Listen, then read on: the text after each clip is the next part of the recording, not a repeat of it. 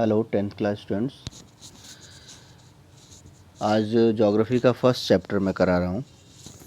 आप लोग सोचेंगे कि कोर्स कंप्लीट हो गया और फर्स्ट चैप्टर के बारे में बात की जा रही है। मुझे ऐसा लगता है कि शायद ये चैप्टर मिस हो गया मेरे से, इसलिए मैं इसको रिपीट कर रहा हूँ। लेकिन मुझे ऐसा ध्यान में आ रहा है कि शायद इस पर डिस्कशन हो चुका है हम लोगों का। फिर भी एक बार इसको लेते हैं। रिसोर्सेज एंड डेवलपमेंट, संसाधन एवं विकास। सबसे पहले तो हमें ये समझ में आना चाहिए कि संसाधन क्या है और विकास।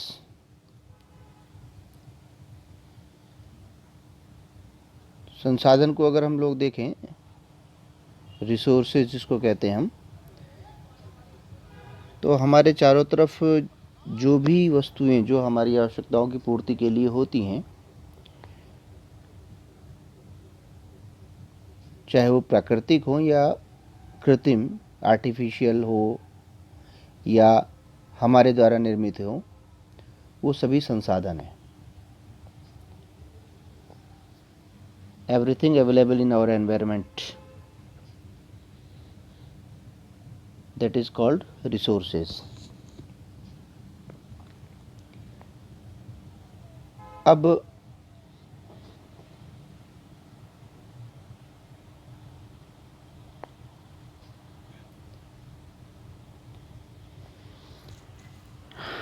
जो विकास है, इन संसाधनों को ही आगे बढ़ाना है। इन संसाधनों को कैसे हमें डेवलप करना है, टेक्नोलॉजी का यूज़ करके उसको कैसे आगे बढ़ाएंगे, उसको कैसे हम उसमें वृद्धि करेंगे, वो सारा विकास के अंतर्गत आता है। तो सबसे पहले तो प्रश्न यही आता है हमारे सामने कि संसाधन कितने प्रकार के होते हैं। हम लोगों ने 8th क्लास में पढ़ा होगा। संसाधन का मुख्य रूप से उस समय ये बताया गया होगा कि संसाधन तीन प्रकार दे दिया गया होगा: प्राकृतिक, कृत्रिम और मानव। यहाँ पर 2 प्रकार बताया गया है, प्राकृतिक और मानवीय। प्राकृतिक संसाधन को 2 भागों में बांटा गया, फिर नवीकरणीय और अनवीकरणीय, यानी रिन्यूएबल और नॉन रिन्यूएबल। नवीकरणीय वो जिसको कि हम नया कर सकते हैं, यूज़ करने के बाद फिर से उसको नया कर सकें। जैसे मान लीजिए प्लास्टिक का यूज़ करते हैं हम। प्लास्टिक का अगर हम चप्पल प्रयोग करते हैं, जो पुरानी हो जाती है, टूट जाती है, तो हम उसको या तो कबाड़ी वाले को बेच देते हैं या फेंक देते हैं। फिर वहाँ से जो कूड़ा बीनने वाले होते हैं उसको उठाते हैं और फिर जहाँ पर प्लास्टिक का काम होता होगा वहाँ पर वो बेचते हैं और वहाँ पर उसको साफ़ सफाई करके उसको फिर से और उसको अलग रूप दिया जाता है। उसको मेल्ट कराने के बाद फिर से उसको दूसरे रूप में तैयार किया जाता है। इसका दूसरा पार्ट अनवीकरणीय, वो जिसको यूज़ करने के बाद उसको फिर से हम यूज़ न कर सके। नवीकरणीय के अंतर्गत सतत और जैव 2 भागों में है। सतत का मतलब जो लगातार चलता आ रहा हो, जैसे पवन है, जल है, ये लगातार चलने वाली चीज़ें हैं, तो वो सतत के अंतर्गत आती हैं। जैव वो जो प्रकृति द्वारा प्रदत्त होती हैं, इसमें प्राकृतिक, वनस्पति और वन्यजीव दोनों आते हैं। अब ये हमारा नवीकरणीय हो गया। अब आता है अनवीकरणीय। इसमें 2 भाग हैं, एक तो पुनः चक्रीय और अचक्रीय। पुनः चक्रीय जैसे धातु, मान लिया आपके घर में या हमारे घर में भी हमारी माँ, हमारी बहन या जो भी या हम भी अगर किसी धातु का प्रयोग करते हैं, जैसे हमारी माँ सोने के कुंडल पहनती हैं, वो पुराना हो जाता है तो फिर से उसको जो सोने का काम करने वाले होते हैं, जिसको स्वर्णकार, सुनार, है ना, या ज्वेलर बोला जाता है, उसके पास ले जाके उसको फिर देते हैं और वो फिर से उसको गलाकर दूसरा रूप दे देता है। दूसरा अचक्रीय, जिसका कि हम प्रयोग न कर सकते, जैसे कि जीवाश्म ईंधन का इसमें उदाहरण दिया है कि अगर जैसे पेट्रोल है, जीवाश्म ईंधन के अंतर्गत आता है। तो पेट्रोल एक बार गाड़ी में डालेंगे और गाड़ी जहाँ तक जानी होगी वहाँ तक जाएगी, उसके बाद फिर से उसका पुनः चक्रीय नहीं किया जा सकता, फिर से पेट्रोल उसमें नहीं लाया जा सकता। जो चीज़ यूज़ हो गई एनर्जी के रूप में, उस एनर्जी से पेट्रोल नहीं तैयार किया जा सकता। तो ये अचक्रीय में आ गया। फिर मानवीय में संरचना एवं संस्थाएं, और दूसरा मात्रा एवं गुणवत्ता। तो अभी हम केवल ये जो फर्स्ट पार्ट वाला है मुख्य रूप से उसके बारे में बातचीत करेंगे। अभी एक और आधार पर हम इन संसाधनों का वर्गीकरण करते हैं।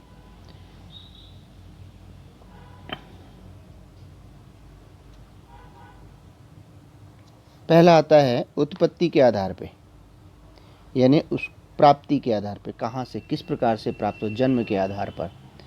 तो उसके अंतर्गत उत्पत्ति के आधार पे दो तरह के होते हैं, जैव और अजैव।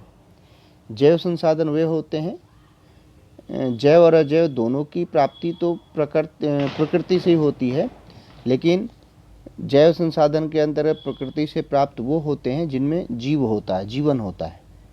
और अजैव संसाधन के अंतर्गत वो आते हैं जिनके अंदर जो प्राप्त तो प्रकृति से होते हैं लेकिन उनके अंदर जीवन नहीं होता है, वो निर्जीव होते हैं, जैसे कि चट्टानें, धातुएं, ये सब। दूसरा है समाप्यता के आधार पर।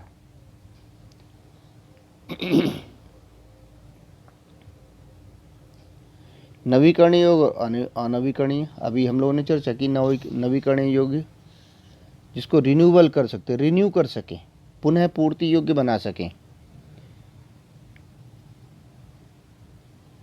ठीक है ना।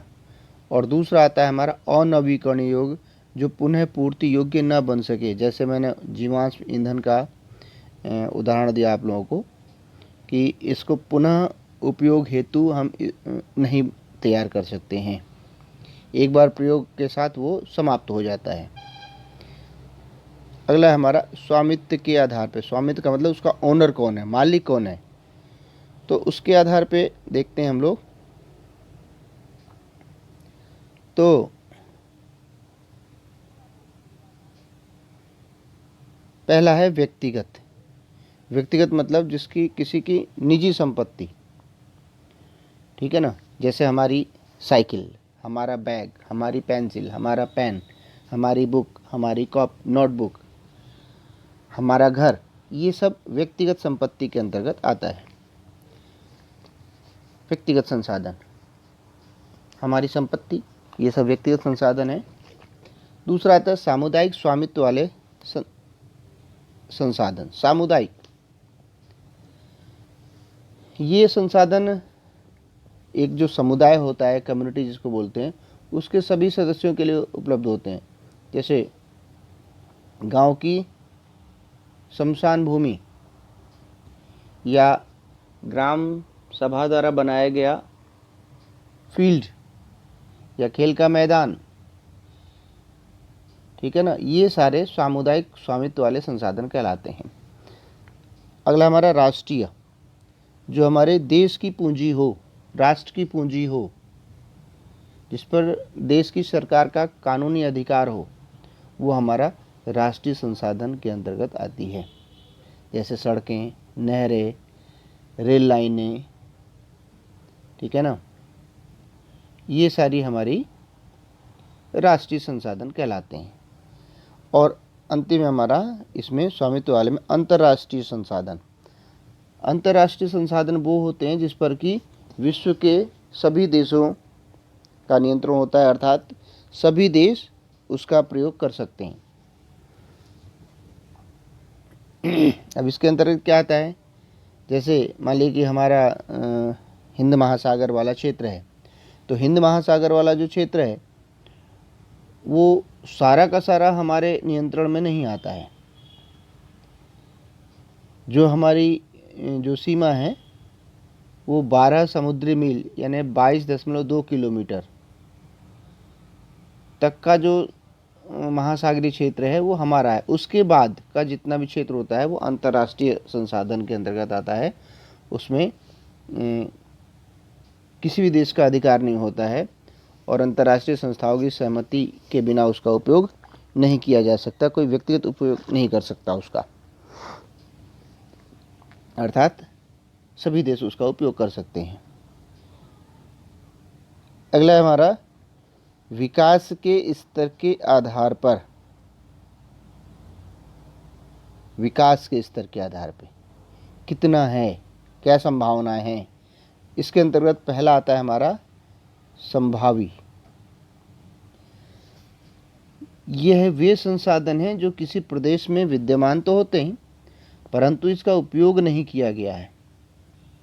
जैसे दक्षिण भारत के बहुत सारे राज्य ऐसे हैं जिसमें पवन ऊर्जा और सौर ऊर्जा की बहुत अधिक संभावना है, लेकिन अभी उसका संभावनाओं के आधार पर जितनी संभावना है उतना प्रयोग उसका नहीं हो रहा है या बिल्कुल भी नहीं हो रहा है, तो है इसलिए संभावी संसाधन के अंतर्गत वो आता है। अगला है हमारा विकसित संसाधन।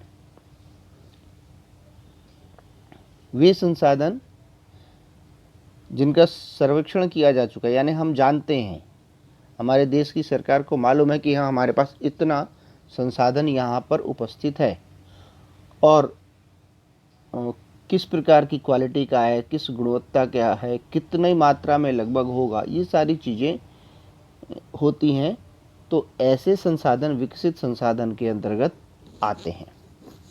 भंडार, विकसित के बाद हो गया भंडार। भंडार का मतलब हम जानते ही हैं स्टोर, है ना, कि रिजर्व। पर्यावरण में उपलब्ध वे पदार्थ जो मानव की आवश्यकताओं की पूर्ति कर सकते हैं परंतु उपयुक्त प्रौद्योगिकी के अभाव में उसकी पहुंच से बाहर है।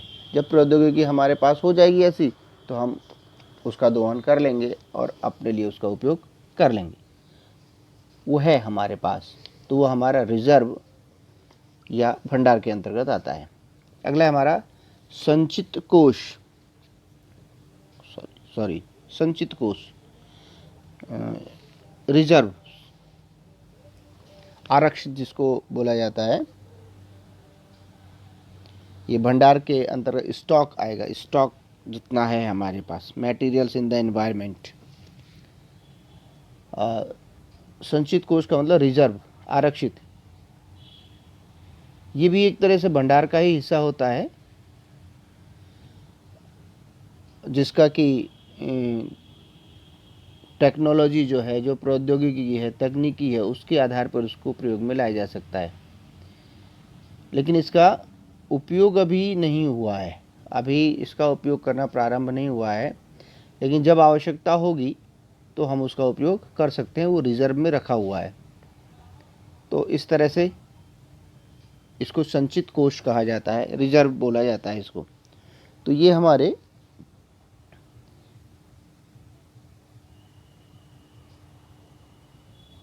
इस प्रकार से संसाधनों का वितरण किया गया है। संसाधन ये जो है हमारे प्रकृति की देन है और अगर इसका हम दोहन करेंगे, सदुपयोग करेंगे, तो ये हमारे लिए कम नहीं पड़ने वाले हैं कभी भी, और आने वाली हर पीढ़ी के लिए ये प्राप्त हो सकते हैं। लेकिन अगर इसी का प्रयोग हम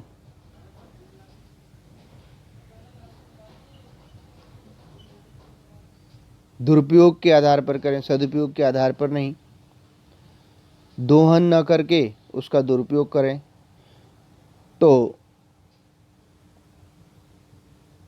आने वाले समय में बहुत जल्दी ही वो समाप्त हो जाएंगे या कम पड़ जाएंगे।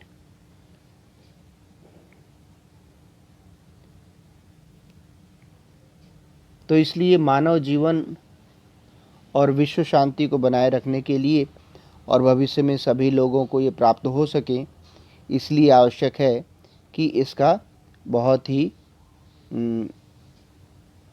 न्याय संगत तरीके से इसका बंटवारा हो और सभी इसका दोहन करें। लेकिन दोहन किस रूप में, केवल सदुपयोग के रूप में, दुरुपयोग के रूप में नहीं। जैसे आजकल होता क्या है, सामान्य रूप से हम देखते हैं कि जहाँ पर बिजली का बिल नहीं देना है, समरसेबिल लगा दिया है, तो पानी की आवश्यकता हो ना हो, सबमर्सिबल चल रहा है, पानी बह रहा है, कोई नहीं कहने वाला है। अगर कोई कहता भी है कि भैया बंद कर दो सबमर्सिबल, पानी बह रहा है, तो उधर से उल्टा ही जवाब आता है, क्या कहेगा, तो भाई इससे क्या मतलब, हम बंद करें ना बंद करें। तो वहाँ पर दुरुपयोग हो रहा है, सदुपयोग नहीं हो रहा है। सदुपयोग क्या, कि जितनी आवश्यकता है उतना चलाया, उतनी आवश्यकता पूरी की, फिर बंद कर दिया। इस तरह के जीवन का अस्तित्व बनाए रखने के लिए संसाधनों के उपयोग की योजना बनाना अति आवश्यक है। इसमें एक चीज़ आती है सतत पोषणीय विकास, सस्टेनेबल डेवलपमेंट। सस्टेनेबल डेवलपमेंट का अर्थ है कि बिना पर्यावरण को नुकसान पहुंचाए इस तरह से उपयोग करना संसाधनों का, ताकि वो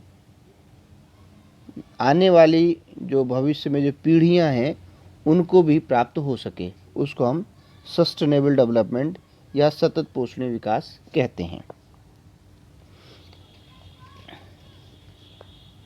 ये रियो डी जेनेरियो दिया हुआ है, पृथ्वी को, इस पृथ्वी पर उपस्थित संसाधन को बचाने के लिए, पृथ्वी को बचाने के लिए पहली बार 1992 में ब्राज़ील के रियो डी जेनेरियो में पहला अंतर्राष्ट्रीय पृथ्वी सम्मेलन हुआ, और उसमें पृथ्वी को बचाने के लिए कुछ देशों ने मिलकर एक एजेंडा तैयार किया, 100 से भी अधिक देशों ने, जिसको हम लोग एजेंडा 21 के नाम से जानते हैं। अगला हमारा महत्वपूर्ण टॉपिक है संसाधन नियोजन।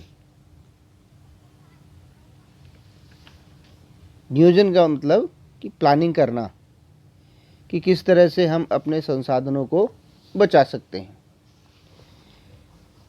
और ये उसकी उपलब्धता के आधार पे कि भाई कहाँ पर अधिक है, कहाँ पर कम पाया जाता है, उसी हिसाब से उसके प्रयोग की प्लानिंग बनाना, उसके उपयोग की प्लानिंग करना। अब संसाधन नियोजन में कुछ स्टेप्स हैं, उस स्टेप्स के आधार पर ही वो प्लानिंग की जाती है। जैसे पहला है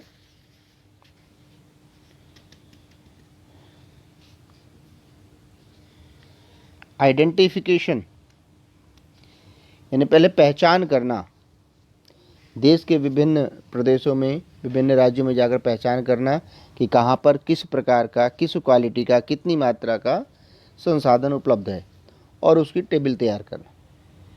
इसमें सर्वेक्षण, मानचित्र बनाना, संसाधन गुणात्मक, मात्रात्मक, ये सारी चीज़ें आती हैं। दूसरा है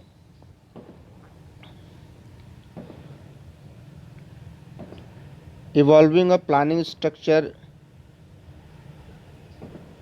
appropriate technology, skills and institutional setup for implementing resource development plans। जो संसाधन हैं हमने पहले उसका आइडेंटिफिकेशन कर लिया, ये पता कर लिया कि कितनी मात्रा में है, किस क्वालिटी का है, ये सारा कुछ कर लिया। दूसरा, अब उसको निकालने के लिए हमारे पास टेक्नोलॉजी है कि नहीं, अगर है तो वो किस तरह की है, क्या उस टेक्नोलॉजी से काम चल जाएगा या हमें एडवांस टेक्नोलॉजी लानी पड़ेगी, हमारे पास किस लेवल का ज्ञान है, कौशल है, स्किल्स हैं हमारे पास, ये सारी तैयारी करना। फिर आता है हमारा संसाधन विकास योजनाओं और राष्ट्रीय विकास योजना में समन्वय स्थापित करना, matching the resource development plans with overall national development plans, यानी जो हमारी राष्ट्रीय नीति है उससे समन्वय बिठाना, और फिर से इस तरह से उसकी प्लानिंग की जाती है। और ये सारा कार्य फर्स्ट 5 ईयर प्लान से ही, यानी प्रथम पंचवर्षीय योजना से ही प्रारंभ कर दिया गया था।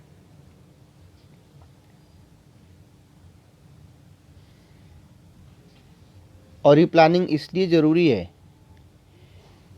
क्योंकि जो संसाधन होते हैं वो किसी भी देश के, किसी भी राज्य के विकास में तभी योगदान दे सकते हैं जब वहाँ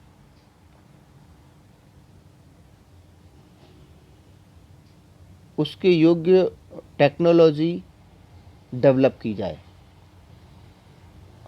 और संस्थागत परिवर्तन किए जाएं उसको प्राप्त करने के लिए। तभी हम उसका उपयोग कर पाएंगे, तभी उसका विकास हो पाएगा। अब हमने प्लानिंग कर ली और इस संसाधनों का संरक्षण करना भी जरूरी है।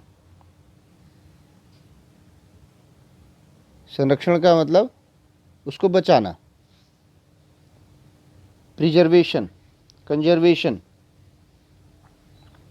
उसको प्रिजर्व करना, कंजर्व करना।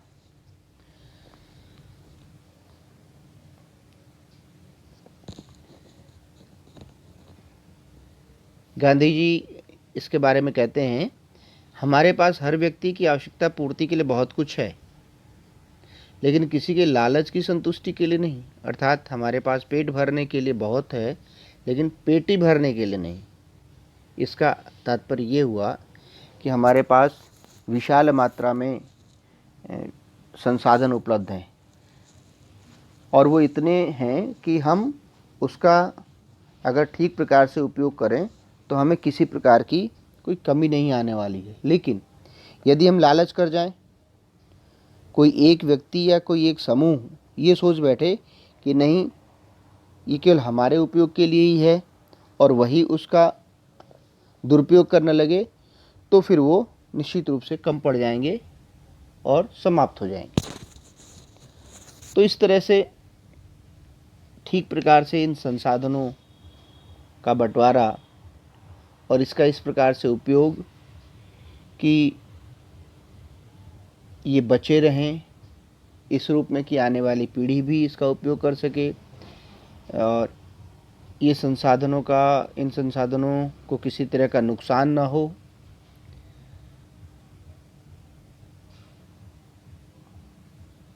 और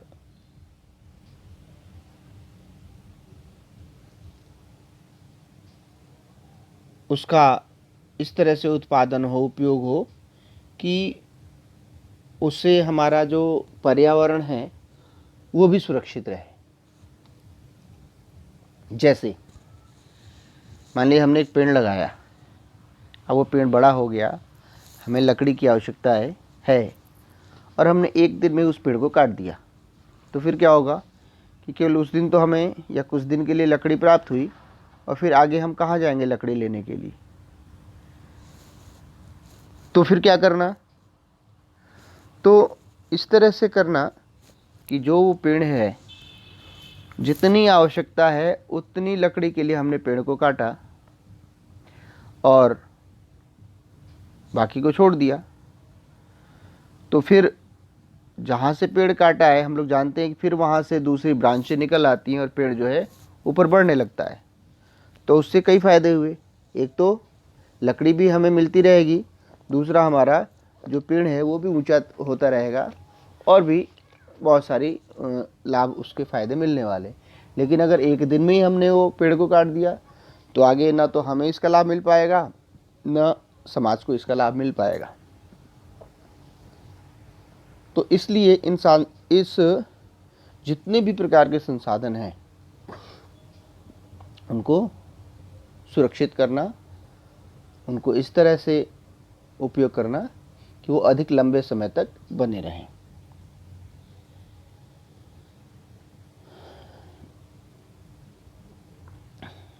इस को पढ़ना बहुत ज़रूरी है। अंतर्राष्ट्रीय स्तर पर व्यवस्थित तरीके से संसाधन संरक्षण की वकालत, यानी जो बात सबसे पहले आई थी वो 1968 में क्लब ऑफ रोम में आई थी। उसके बाद 1974 में सुमेसर ने अपनी पुस्तक स्मॉल इज़ ब्यूटीफुल में इस विषय पर गांधी जी के दर्शन की एक बार फिर से पुनरावृत्ति की। तो ये क्वेश्चंस आ जाते हैं 1 मार्क्स में।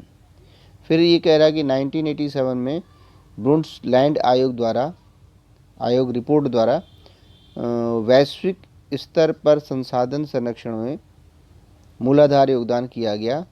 इस रिपोर्ट ने सतत पोषणीय विकास सस्टेनेबल डेवलपमेंट की संकल्पना प्रस्तुत की और संसाधन संरक्षण की वकालत की। यह रिपोर्ट बाद में हमारा साझा भविष्य आवर कॉमन फ्यूचर शीर्षक से पुस्तक के रूप में प्रकाशित हुई। इस संदर्भ में एक और महत्वपूर्ण योगदान रियो डी जनेरो ब्राज़ील में 1992 में आयोजित पृथ्वी सम्मेलन द्वारा किया गया। तो पहली बार सस्टेनेबल डेवलपमेंट की संकल्पना कहाँ प्रस्तुत की गई, किसके द्वारा? तो 1987 में ब्रुंडसलैंड आयोग रिपोर्ट द्वारा। तो ये इस तरह से क्वेश्चंस तैयार होते हैं और बन जाते हैं और आते भी हैं। अब इन संसाधनों में जो सबसे पहले संसाधन और महत्वपूर्ण संसाधन की बात आई है इस चैप्टर में, वह भू संसाधन अर्थात पृथ्वी, अर्थात स्थलमंडल, भूमंडल जिसको कहते हैं। और भी बहुत सारे इस पृथ्वी के पर्यायवाची हैं, भू, धरा, वसुंधरा।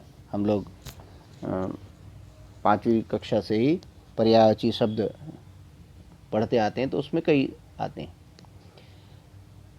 और भूमि एक महत्वपूर्ण संसाधन भी है और हिंदू धर्म में हमने इसको धरती माता कह के पुकारा है। तो जब धरती माता कहकर पुकारा है तो हम इसका उपयोग इस तरह से भी करेंगे कि ये बची रहे और सब इसका समान रूप से उपयोग कर सकें।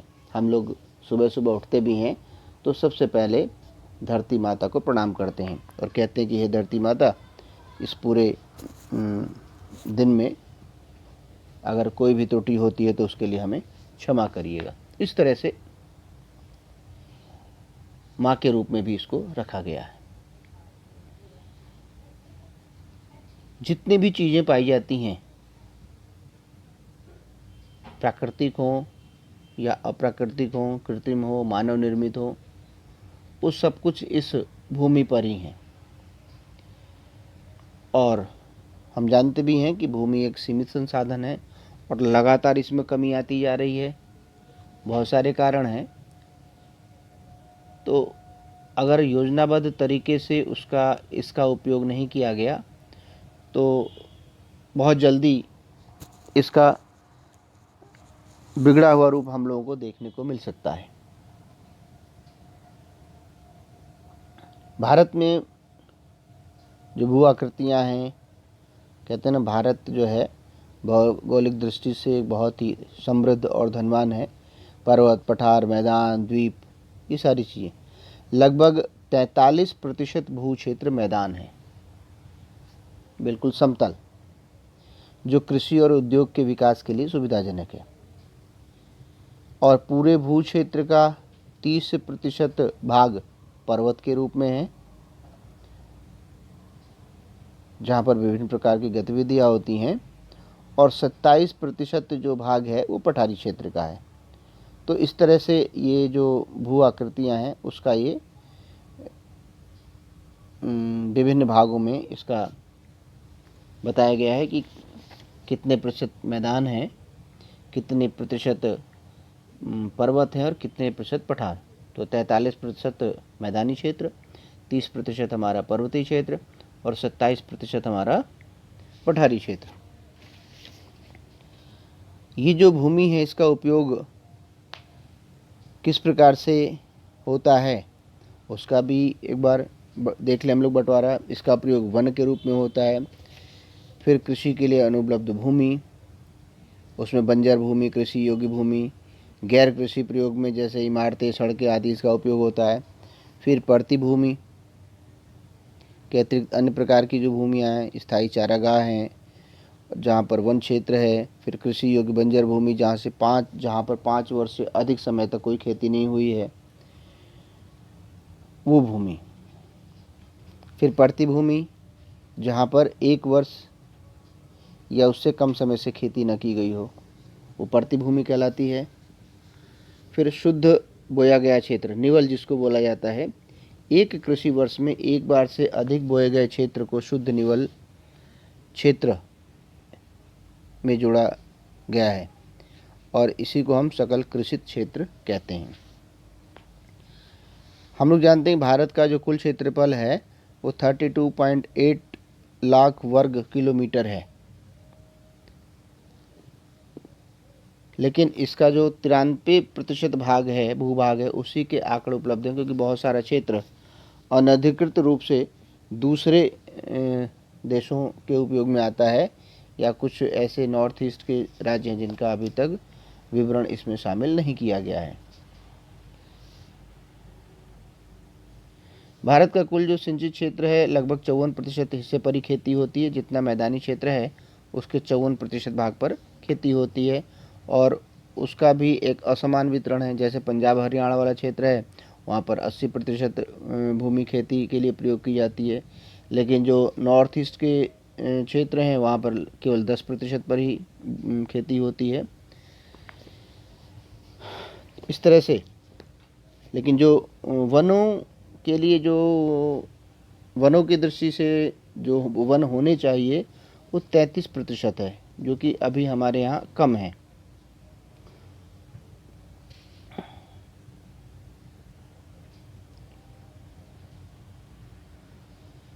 अब ये जो लगातार खेती योग्य भूमि में या मैदानी क्षेत्र वाली भूमि में कमी जो आती जा रही है उसके बहुत सारे कारण हैं।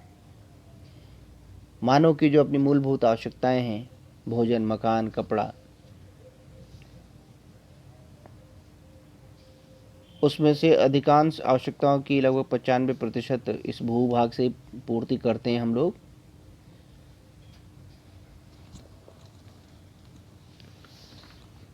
और बहुत सारे कारण हैं जिसकी वजह से ये जो भूभाग है हमारा उसमें लगातार कमी आती जा रही है। बहुत सारे कारण हैं। क्या क्या हैं देखिए। वनों की कटाई, निर्माण कार्य, खनन कार्य, उद्योग धंधे, अति पशुचारण, ये सारे वो कारण हैं जिसकी वजह से लगातार भूमि में, जो हमारी कृषि योग्य भूमि है, मैदानी क्षेत्र है, उसमें कमी आती जा रही है। अब प्रश्न ये उठता है कि इसको हम लोग कैसे बचा सकते हैं।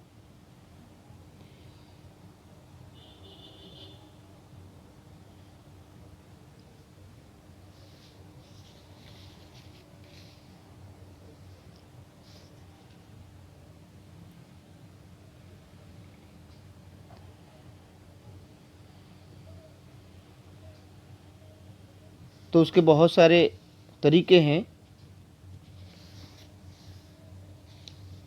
लेकिन उससे पहले हम लोग कुछ चीज़ों पर, कुछ बातों पर डिस्कस कर लें तो ज़्यादा अच्छा रहेगा, मैं समझता हूँ।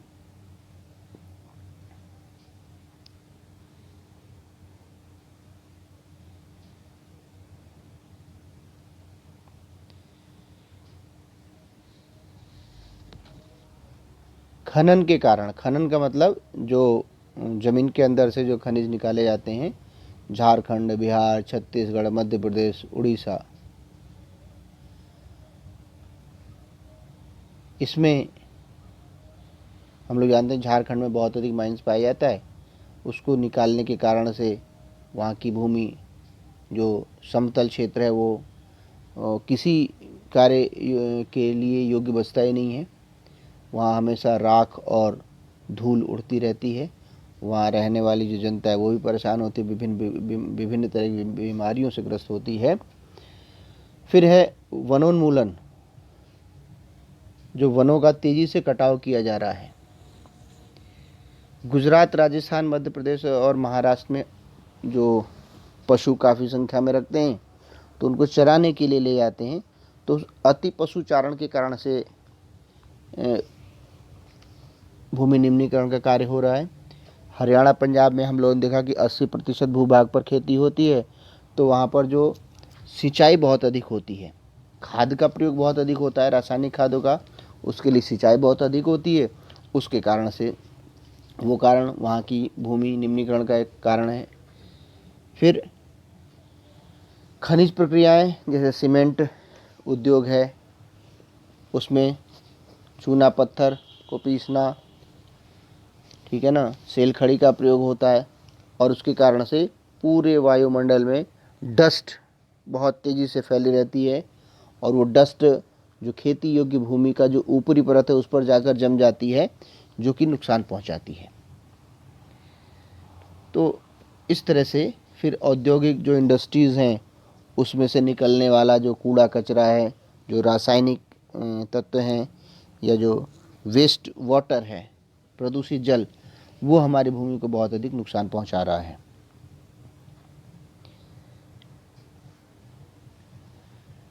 अब इन समस्याओं को सुलझाने के लिए क्या करना चाहिए? इन समस्याओं को सुलझाने के लिए अधिक से अधिक वृक्ष लगाना, जो अति पशुचारण की समस्या है उसके लिए उचित चारागाह का प्रबंध करना चाहिए हमें। फिर जो मिट्टी का जो कटाव होता है इसको रोकने के लिए शेल्टर बेल्ट लगानी चाहिए, पेड़ों की रक्षक मेखला जिसको कहते हैं। फिर जो रेतीले टीले होते हैं जो उड़ते हैं, उड़कर दूसरी भूमि को ख़राब करते हैं, उसको बचाने के लिए कांटेदार झाड़ियों का प्रयोग करना चाहिए। फिर सबसे बड़ा जो बंजर भूमि वाला जो क्षेत्र है उसको हम कृषि योग्य भूमि में बदल सकते हैं, कृषि योग्य बना सकते हैं, और इस तरह से जो भूमि निम्नीकरण हो रही है उसको हम कम कर सकते हैं। तो इस तरह से जो कृषि योग्य भूमि है उसको हम बचा सकते हैं और बढ़ा सकते हैं। मृदा संसाधन नवीकरणीय योग्य प्राकृतिक संसाधन है। ये नवीकरणीय है। नवीकरणीय कैसे? मान लीजिए अभी हमने आलू की खेती की, उसके लिए मेड़ बनाई, आप लोग देखते हैं ना क्यारियाँ बनती, मेड़ें बनती हैं। फिर जब आलू की खेती हो गई, फिर वो उसकी हल से जुताई हो गई, फिर जिस तरह खेती करनी उस तरह के लिए हमने उस खेत का निर्माण कर लिया। और ये जो मिट्टी है ये नई होती रहती है, लेकिन इसकी प्रक्रिया बहुत धीमी है, इसलिए इसको बचाना बहुत आवश्यक है।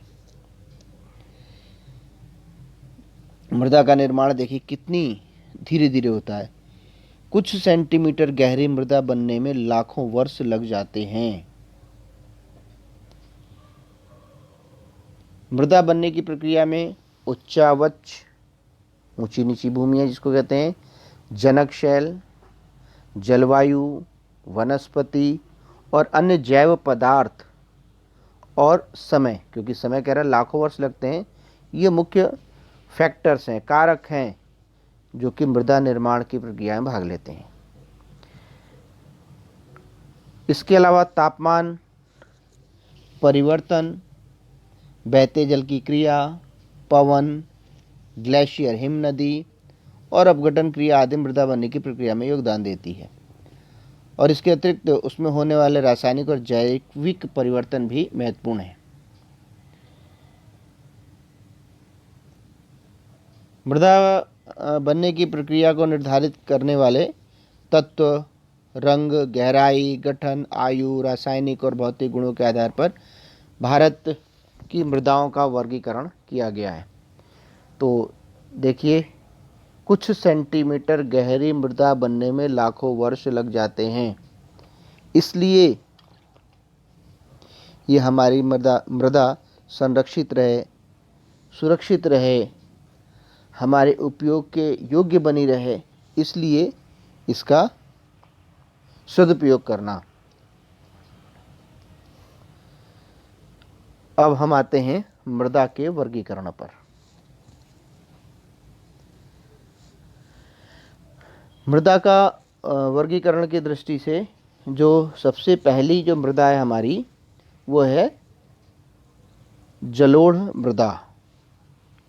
उत्तर भारत का अधिकतम जो भाग है, अगर हम उत्तर भारत में जो सबसे ऊपर का भाग है, जम्मू कश्मीर, लद्दाख और हिमाचल प्रदेश, उत्तराखंड, इसको छोड़ दें क्योंकि ये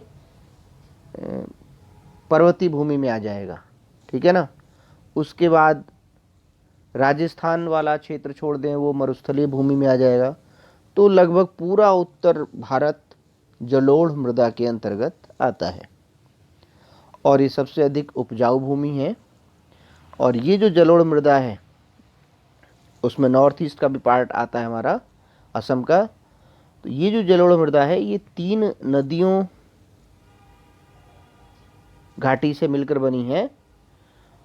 पहली है सिंधु, दूसरी है गंगा और तीसरी ब्रह्मपुत्र। इन तीनों नदियों से मिलकर ये जलोढ़ वाला क्षेत्र तैयार हुआ है। मानचित्र में भी अगर हम लोग देखेंगे तो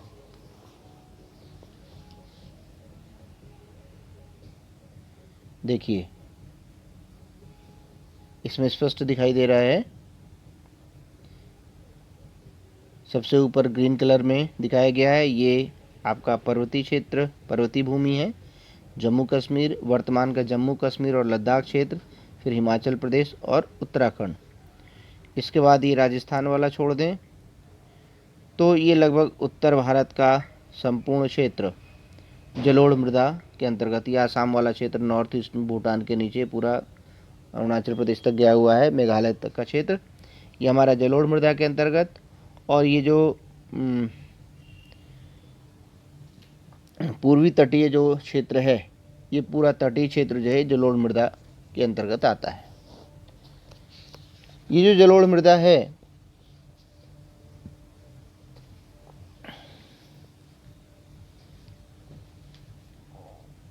आयु के आधार पे 2 तरह की होती है। आयु के आधार पे इसलिए कहा जाता है क्योंकि नदियों में प्रतिवर्ष बाढ़ आती है और बाढ़ के कारण से वो जो बहाव में जो मिट्टी आती है और वो नदी क्षेत्र जो होता है, तटीय क्षेत्र, वहाँ पर वो जो मिट्टी होती है वो हर वर्ष नई होती है। तो वो जो नई भूमि होती है और एक वो मिट्टी होती है जो नदी क्षेत्र से दूर होता है, उसमें किसी तरह कोई बदलाव नहीं होता है। तो इसलिए आयु के आधार पर इसको 2 भागों में बांटा गया है। जो पहला है उसको पुराना जलोढ़ या बांगर कहते हैं, और जो दूसरी प्रकार की जो नई है, जो बाढ़ के कारण नई होती है हर साल, वो नया जलोढ़ या खादर कहलाता है। जो पुराना जलोढ़ है जिसको बांगर कहा गया है, उसमें चूँकि पुरानी मिट्टी होती है इसलिए उसमें कंकड़ होते हैं। और जो खादर क्षेत्र है या जो नया जलोढ़ क्षेत्र है, वो चूँकि हर वर्ष वो मिट्टी बदलती रहती है तो उसमें महीन कण मिट्टी के पाए जाते हैं। तो ये इसमें अंतर होता है। ये जो दोनों ही जलोढ़ मृदाएं उपजाऊ होती हैं, लेकिन जो नई वाली जो जलोढ़ मिट्टी है जिसको हम लोग खादर कहते हैं, वो उपजाऊ अधिक होती है। इसमें पोटास, फास्फोरस और चूना युक्त होती है और इसलिए इसमें गन्ना, चावल, गेहूं आदि ये फसलें अधिक रूप से पैदा होती हैं। दूसरी प्रकार की जो मिट्टी है वो है हमारी काली मिट्टी। दक्षिण, अगर हम मानचित्र में देखेंगे तो जो दक्षिण भारत वाला जो क्षेत्र है, यानी कर्क रेखा के बीचों बीच और दक्षिण भारत पूरा जो है लगभग तमिलनाडु और कर्नाटक से ऊपर का जो पार्ट है, और उधर छत्तीसगढ़ और आपका झारखंड वाला छोड़ देंगे, तो एक ट्रायंगल के रूप में ये काली मिट्टी पाई जाती है, जिसको हम लोग रेगर मिट्टी के नाम से भी जानते हैं।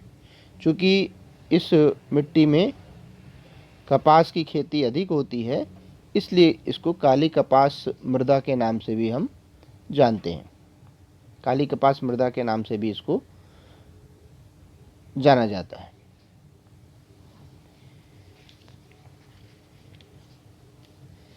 इसमें मैंने बताया था दक्कन पठार भागों में पाई जाती है। चूँकि लावा से बनी होती इसलिए काली होती है। ये मृदाएं महाराष्ट्र, सौराष्ट्र, मालवा, मध्य प्रदेश, छत्तीसगढ़ के पठार में पाई जाती है और दक्षिण पूर्वी दिशा में गोदावरी, कृष्णा नदियों की घाटियों तक ये फैली हुई है।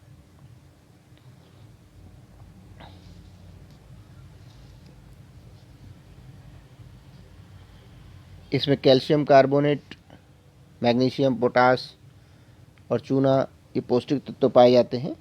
फास्फोरस की मात्रा कम होती है। लेकिन गर्मियों में इसकी एक विशेषता एक और है कि गर्मियों में इस मिट्टी में दरारें पड़ जाती हैं, बहुत बड़ी बड़ी और बहुत गहरी गहरी दरारें पड़ जाती हैं।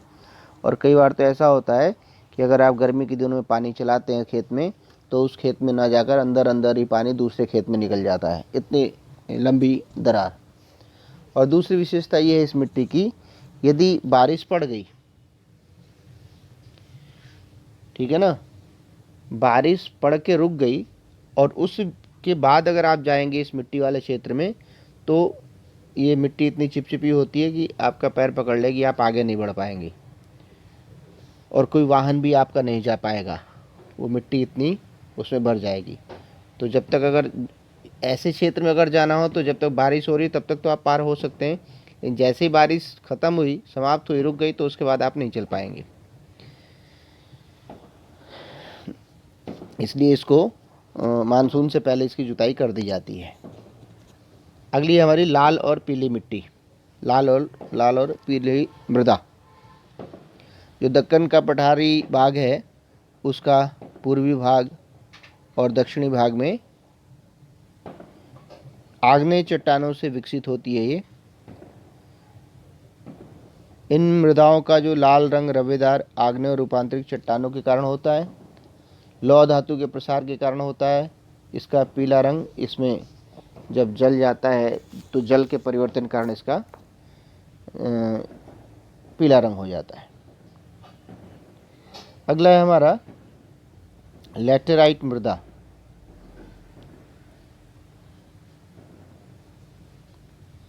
इसका निर्माण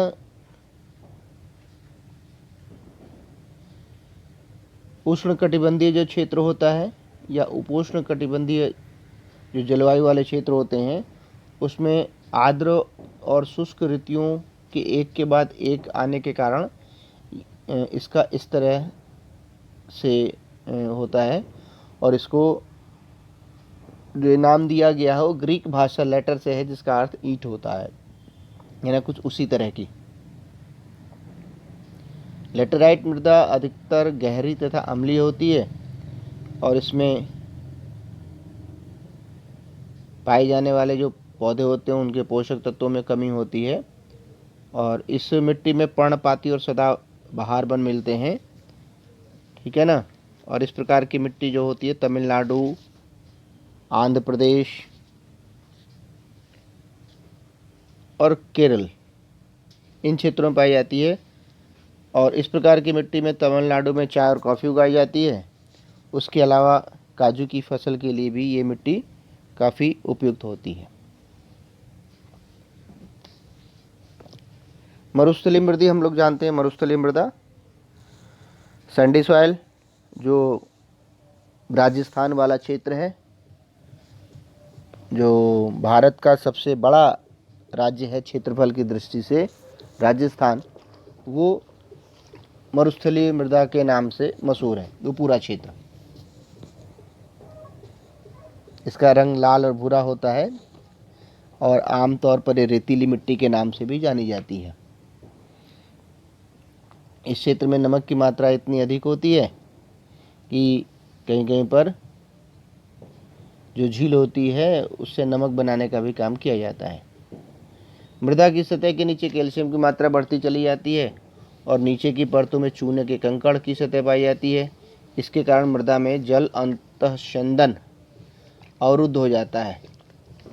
इस मृदा को सही तरीके से सिंचित करके कृषि योग्य बनाया जा सकता है, जैसा कि पश्चिमी राजस्थान में हो रहा है। यानी इस सैंडी सॉइल को भी चेंज किया जा सकता है, परिवर्तित किया जा सकता है। अब आता है दूसरा, वन मृदा। ये मृदा आमतौर पर पहाड़ी और पर्वतीय क्षेत्रों में पाई जाती है। इसको पर्वतीय भूमि भी कहते हैं।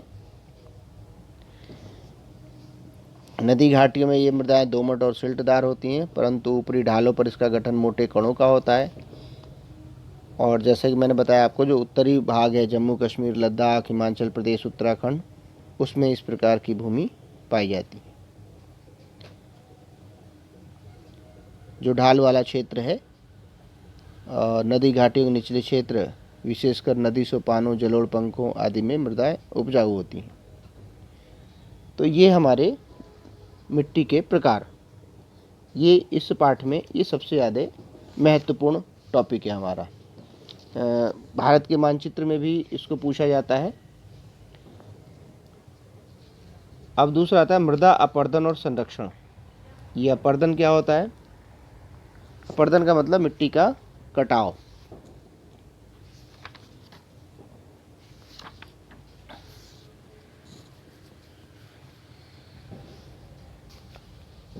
चाहे वो किसी भी प्रकार से हो,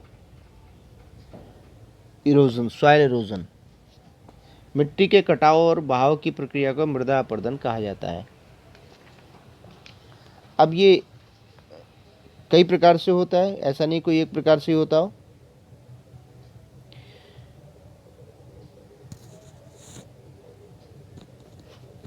मानवीय क्रियाओं जैसे वनोन्मूलन, वनों के अत्यधिक कटाव, अति पशुचारण, निर्माण खनन, जो पहले हमने पढ़ा था, भूमि के निम्नीकरण के कारण, वही मुख्य रूप से अपरदन के भी कारण होते हैं। और मानवीय कारण के साथ साथ जो प्राकृतिक कारण भी होते हैं, उसकी वजह से भी अपरदन होता है। जैसे पवन, बहुत तेज हवा बह रही है और मिट्टी उड़ रही है, तो मिट्टी कौन सी उड़ेगी? जो ऊपरी परत होगी, जो उपजाऊ होती वही उड़ती है, तो वो भी अपरदन के अंतर्गत आता है। बहुत तेज बारिश होती है और ढाल पर खेत होते हैं, तो वहाँ की मिट्टी कटती चली जाती है, वो भी अपरदन कहलाता है, उसको जल मृदा अपरदन कहते हैं। या कुछ नालीदार आकृतियाँ बन जाती हैं, तो उसमें से बहुत तेज़ी से नाली के रूप में कटाव होता है, उसको अवनालिकाएँ कहते हैं। चंबल क्षेत्र में इस प्रकार की भूमि को खड्ड कहा जाता है। रिवाइन क्वेश्चन आते हैं, उत्काद बेडलैंड क्या होते हैं, रिवाइन क्या होता है, ठीक है ना। फिर आता है एक, कई बार जल विस्तृत क्षेत्र को ढके हुए ढाल के साथ नीचे की ओर बहता है बहुत तेजी के साथ, और ऐसी स्थिति में जो उस क्षेत्र की जो ऊपरी परत होती है वो जल के साथ घुलकर बहुत तेजी के साथ बह जाती है, तो उस पूरे क्षेत्र की ऊपरी जो परत है वो बह गई, शीट, चादर जिसको कहते हैं। तो इसीलिए इसको, इस प्रकार के कटाव को चादर अपरदन या शीट इरोजन भी कहा जाता है। क्वेश्चन आता जरूर है।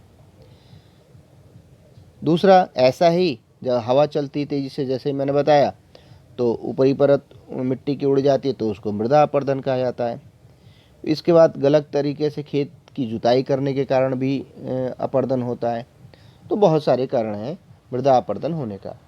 अब जैसे भूमि निम्नीकरण के हमने उपाय ढूंढे थे, वैसे ही इस सॉइल इरोजन या मृदा अपरदन के बहुत सारे उपाय हैं, जिससे कि हम मिट्टी को बचा सकें, खेती योग्य मिट्टी, क्योंकि 1 सेंटीमीटर जो मिट्टी होती है वो लाखों वर्षों में तैयार होती है, तो इसको बचाना भी बहुत ज़रूरी है। तो इसका पहला तरीका है काउंटर प्लविंग, समुच्च जुताई। ढाल वाली भूमि पर सोपान बनाए जा सकते हैं।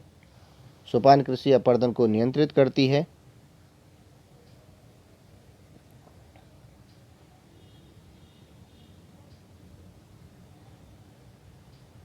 फिर पहाड़ों पर सीढ़ीदार खेती की जाती है। उस सीढ़ीदार कृषि से भी हिमालय क्षेत्र में उस जो उपजाऊ भूमि होती है, मृदा होती है, उसको कटने से रोका जाता है। बड़े खेतों को पट्टियों में बांटा जाता है, अलग अलग पट्टियों में बांटकर उसकी खेती की जाती है। फसलों के बीच में घास की पट्टियाँ उगाई जाती हैं, जिससे कि मिट्टी तेज़ हवा से न उड़ सके या पानी के कटाव से न बह सके। तो इस तरह को पट्टी कृषि या स्ट्रिप फार्मिंग कहते हैं। पेड़ों को कतारों में लगाकर रक्षक मेखला बनाना, शेल्टर बेल्ट तैयार करना, जिससे कि बहुत तेज़ हवा बहे तो उसकी गति को वो पेड़ रोक सकें और वहाँ की मिट्टी को रोका जा सके। तो ये बहुत सारे तरीके हैं जिससे कि सॉइल इरोजन को रोका जा सकता है, मृदा का संरक्षण किया जा सकता है। और ये हमारे लिए बहुत आवश्यक है, क्योंकि जो उपजाऊ भूमि है, खेती योग्य भूमि है, वो लगातार कम होती जा रही है। इसलिए इस मृदा अपरदन को हम लोग जो इससे जुड़े हुए हैं उनको रोकने का प्रयास करना चाहिए। इस तरह से ये हमारा जो रिसोर्स एंड डेवलपमेंट वाला चैप्टर है वो समाप्त होता है। सबसे अधिक पंजाब में, कुछ इसमें नोट्स भी दिए हैं मैंने आप लोगों के लिए। सबसे अधिक जो बोया गया क्षेत्र है वो पंजाब हरियाणा में 80% लगभग होता है, और सबसे कम बोया गया क्षेत्र जो 10% है वो अरुणाचल प्रदेश और मिज़ोरम में है। आइए एक बार मैप देखते हैं और मैप से इस जो मिट्टी के प्रकार हैं उसको समझने का प्रयास करते हैं। देखिए, ये सबसे उत्तर में ये जो हमारा पार्ट दिखाई दे रहा है जो ब्राउन कलर का, ये हमारा पूरा पार्ट जो है ये पर्वतीय भूमि भी कहते हैं इसको, या वन मृदा भी कहते हैं। ये इसका बीच से इस तरह से पार्टीशन हो गया है। तो ये हमारा जम्मू कश्मीर का पार्ट और ये हमारा लद्दाख वाला क्षेत्र जो है ये, प्लस हिमाचल प्रदेश और प्लस उत्तराखंड। तो ये पूरा जो क्षेत्र है ये हमारा पर्वतीय भूमि या वन भूमि आता है। इसके बाद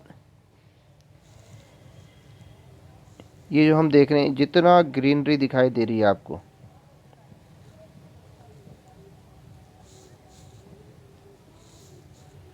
ये पूरा उत्तर भारत में ये जितना फैला हुआ है, जहाँ भी ग्रीन दिखाई दे तो इसको आप ये समझिए कि ये सारा का सारा जो है ये पूरा क्षेत्र उत्तर भारत का लगभग, ये जो मिट्टी है इसको हम लोग कहते हैं जलोढ़ मृदा, एलुवियल सॉइल। और इसके अतिरिक्त अगर हम लोग देखेंगे, ये जो पूर्वी पट्टी जो है उत्तर से लेकर दक्षिण तक, ये दक्षिण से लेकर जो पट्टी जा रही है ये भी हमारा एलुवियल सॉइल के अंतर्गत ही आता है। तो इसलिए जो जलोढ़ मृदा है हमारी, उसका क्षेत्रफल काफ़ी है। अगला आता है हमारा ब्लैक सॉइल। ब्लैक सॉइल के अंतर्गत ये देख रहे हैं हम लोग, ये जितना ये दिखाई दे रहा है ये पठारी क्षेत्र, ये पूरा हमारा ब्लैक सॉइल के अंतर्गत या रेगुर सॉइल भी बोला जाता है, उसके अंतर्गत आता है। इसमें कपास की खेती अधिक होती है, इसलिए इसको कपास की खेती वाली मिट्टी भी बोला जाता है। इसके बाद हम लोग आते हैं जिसको कहते हैं हम लोग रेड एंड येलो सॉइल। ये जो ब्लैक सॉइल के पूर्व में ये पूरा जो पिंक कलर दिखाई दे रहा है आप लोगों को, ये पूर्वोत्तर भाग में भी या ये इसके दक्षिण में भी, ये पूरा क्षेत्र जो है आपका रेड एंड येलो सॉइल के अंतर्गत आता है। ये भी काफ़ी मात्रा में, ये काफ़ी क्षेत्र में फैला हुआ है। इसके बाद आता है हमारा लेटराइट, है ना, लेटराइट पार्ट, जो ये हमारा जो केरला वाला पार्ट है, कर्नाटक का कुछ पार्ट, कुछ तमिलनाडु का पार्ट, तो ये जो पार्ट है हमारा ये लेटराइट सॉइल के अंतर्गत आता है। फिर सबसे लास्ट में जो शो कर रहा है वो आपका डेजर्ट सॉइल। डेजर्ट सॉइल को कहीं नहीं जाना है, केवल आंख बंद करके ये राजस्थान का जो पश्चिमी भाग है ये पूरा हमारा डेजर्ट सॉइल के अंतर्गत आता है, रेतीली भूमि, सैंडी सॉइल, ठीक है ना। ये हमारा थार का रेगिस्तान भी कहलाता है। तो इस तरह से हमारा ये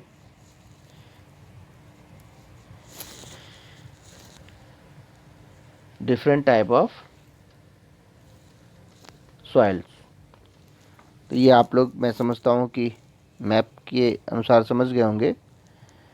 तो ये हमारा चैप्टर कंप्लीट हुआ। यानी ज्योग्राफी में अब कोई भी चैप्टर ऐसा नहीं है जो कि ना हो। मुझे ऐसा लगता है कि ये शुरू में ही हो गया था, लेकिन आज मुझे कुछ ऐसा लगा कि ये नहीं हो पाया है, तो मैंने सोचा कि इसको आप लोगों को पहले कराया जाए। तो आप लोग भी थोड़ा सा इसको ध्यान से एक बार और देख लीजिएगा। ये बीच बीच में नोट्स भी मैंने डाल रखे हैं कुछ, जिससे कि तैयारी अच्छी हो जाए। फिर अभी मुझे लगता है कि इकोनॉमिक्स के कुछ चैप्टर रह गए हैं, उसको मैं जल्दी ही कंप्लीट कराने वाला हूँ। तब तक के लिए नमस्कार